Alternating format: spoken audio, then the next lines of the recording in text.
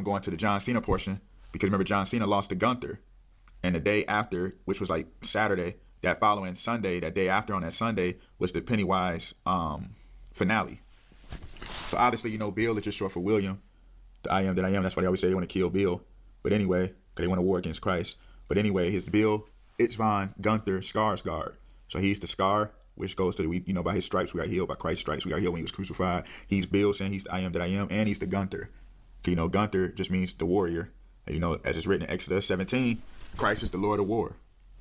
The Lord is his name. So that's why you see John Cena had to battle against Gunther, because remember he had to tap out, because that just goes to symbolically of how you want the saints to tap out and give up.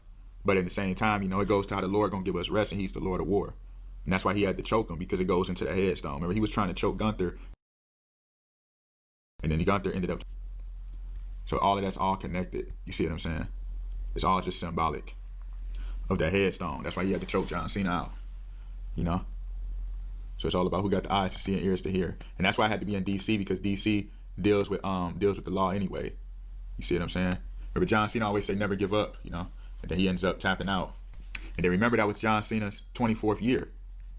That was his 24th year. And then OKC Thunder, they had their 24th win. They stayed at the 24th win column, because remember Victor Wembanyama came back and he beat OKC Thunder. The Thunder just goes into to the voice of God as thunder. And then John Cena, hint blasphemy, when you go into like John Baptist, John the Revelator, that deals with the voice in the wilderness, which all connects to that thunder with the voice of God as thunder.